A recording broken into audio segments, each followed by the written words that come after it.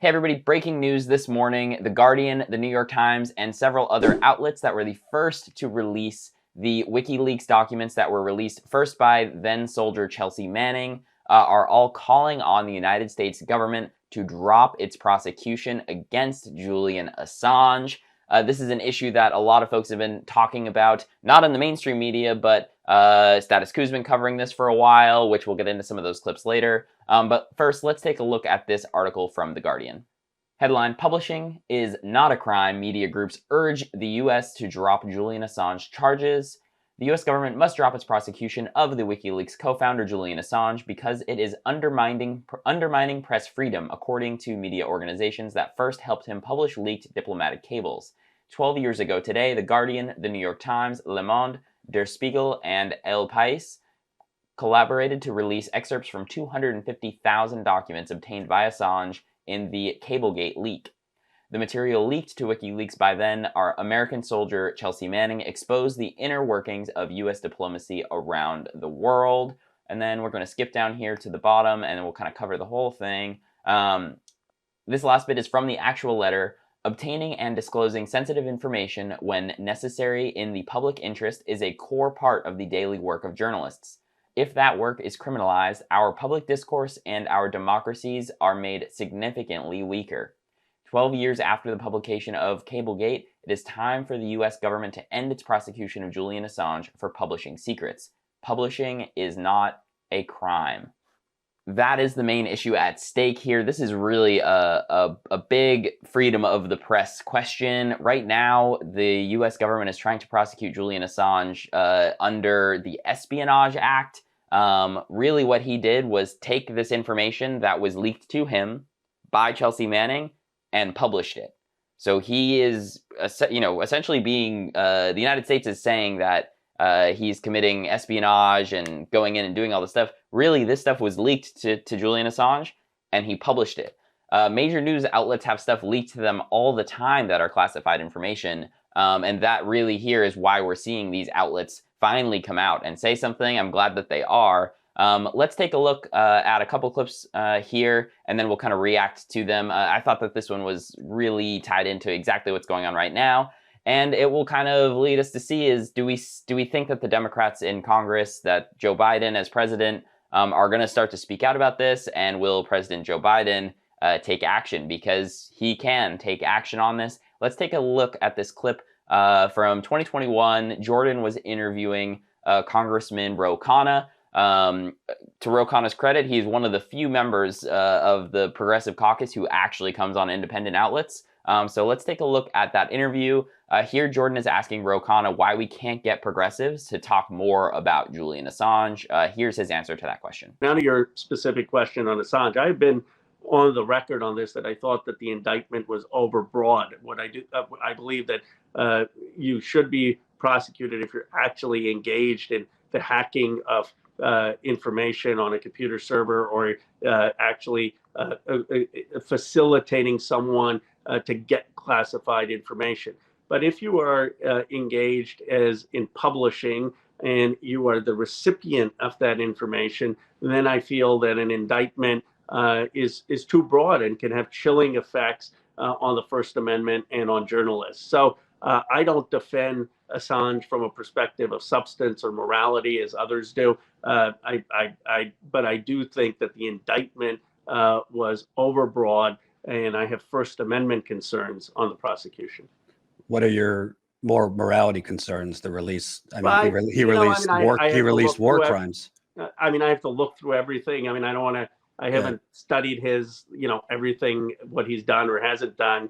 I know so I haven't studied the issue about him, and nor do I feel like as a United States congressman it would be that I need to do that, but I can speak out on the First Amendment issue. I mean, for me, that is the job is for me to make sure that I'm defending speech and defending publishing, not figuring out a substantive position on the merits of what anyone publishes or writes. Whew, the mean mug on Jordan there on the publishing war crimes comment. Yeah, I mean, again, props to Ro Khanna for taking the interview and doing that and continuing to take interviews like that. But Jordan asking the tough questions there, which by the way, is why you all should become members of Status Coup. We're going to show more clips here in a second of Status Coup on the ground talking with Julian Assange's father and brother. Definitely consider becoming a member if you are able. However, my take on this is that, you know, we might see one or two voices maybe say something. We'll see if Ro Khanna actually comes out and says something. He does say that he agrees with the idea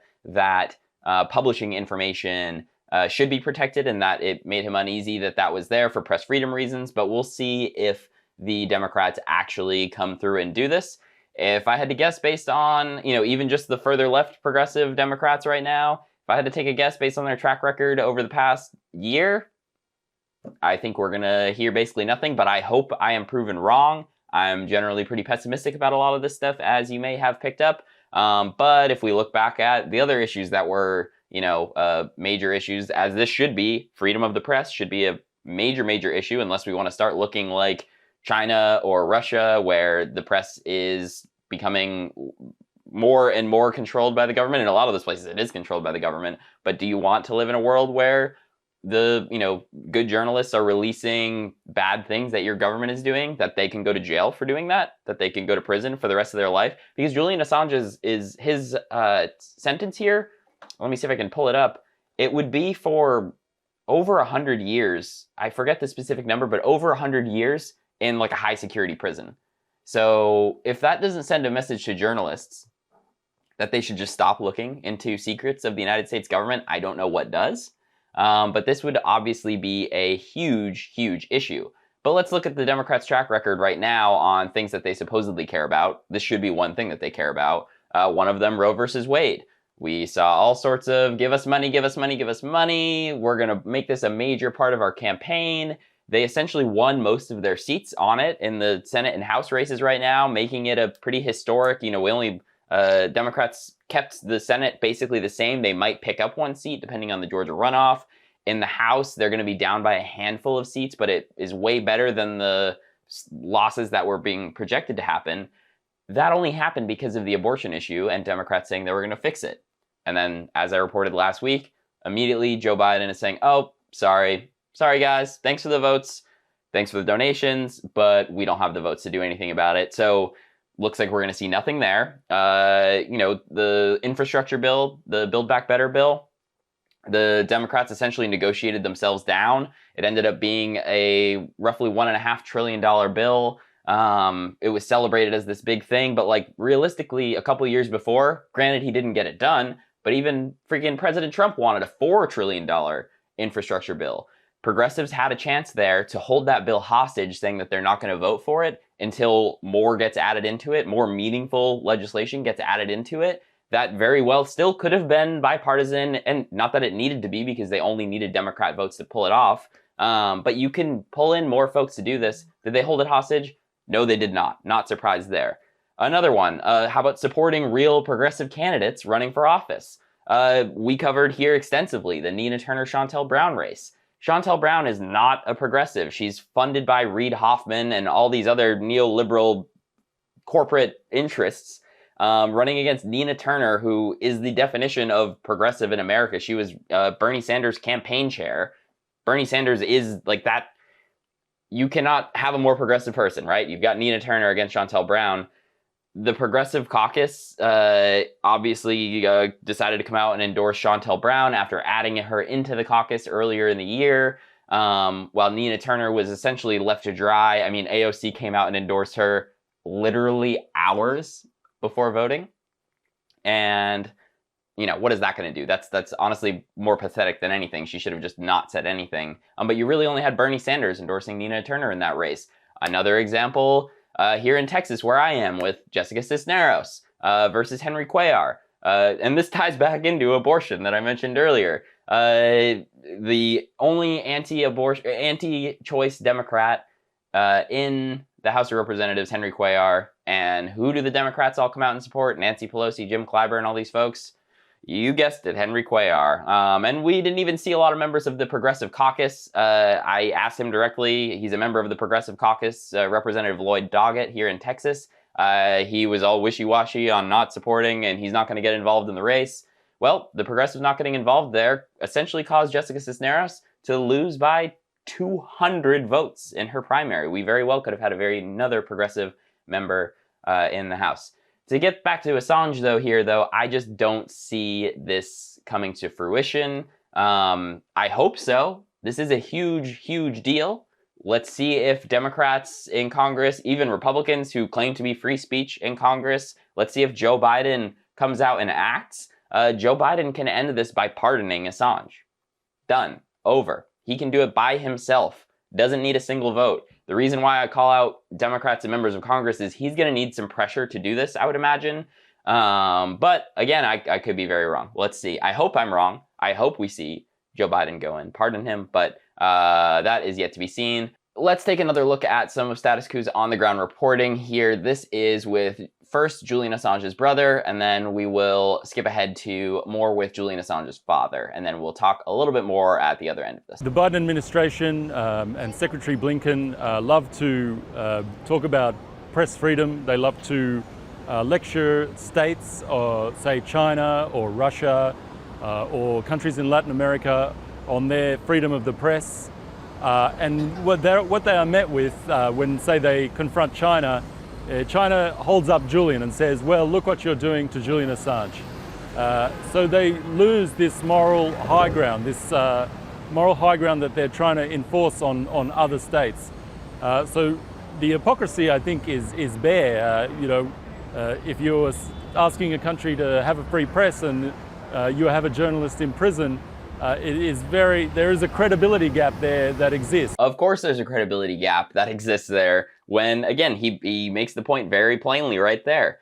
We've got someone who is doing nothing but publishing information that was given to him, been in hiding, in jail, currently in the process of being extradited to the United States, and up to essentially live the rest of his life in prison or worse, for reporting on, in a lot of cases, as Jordan mentioned earlier, war crimes that the United States is doing. What signal does that send to other journalists? It sends a signal to not release information that you have that is critical of your own government.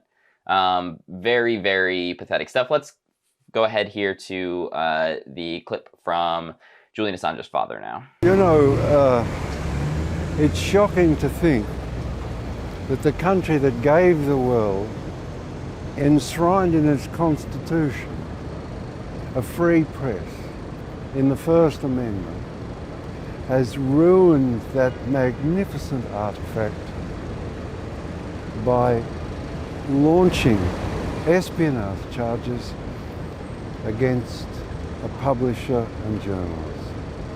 It's really shocking and distressing, and it'll do no good for the United States. It'll do no good for the government of the United States. It'll bring disgrace, or has brought disgrace, to the Department of Justice, and has brought disgrace to those who administer this persecution. It'll bring no good to anybody. It's an ill wind. Again, fully agree with that take there.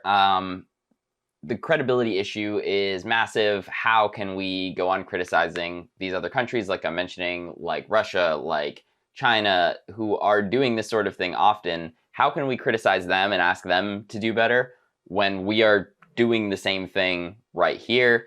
Hopefully something will change. You're going to hear a lot more about this on tonight's live stream with Ron Placone. Definitely tune in for that. Make sure that you are subscribed below. Hit the notification bell to get notified exactly when we're live. You can also join our text list for that sort of thing. Whenever we go live, we will send a text message to you, especially while we're on the road. You can do that by joining at statuscoup.com/text. Thanks so much for watching, everybody. You can give me a follow on Twitter at LewisD217. Thank you all for watching, and we'll see you on the live stream later with Ron Placone.